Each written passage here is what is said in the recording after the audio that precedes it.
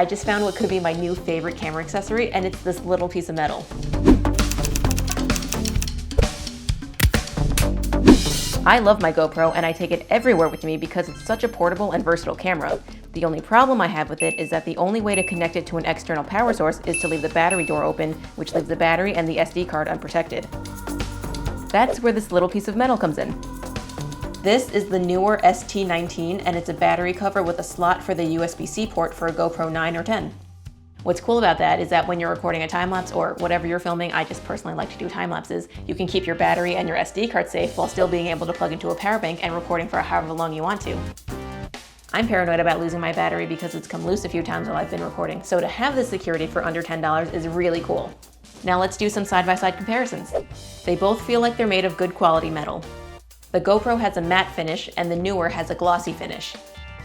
The GoPro has one long clip that goes across the top of the entire door, and the Neewer has two shorter clips that are on the top corners of the door.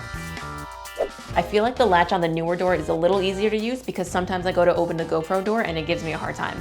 Last but not least, and probably the biggest factor to consider when you do want to buy this, is that the GoPro door is weather sealed and the Neewer door is not.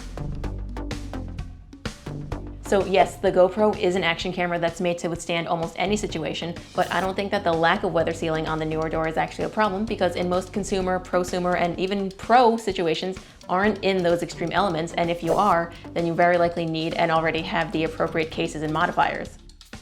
This door, which remember is only $10, is meant to keep your battery and your SD card in place, and it does exactly that.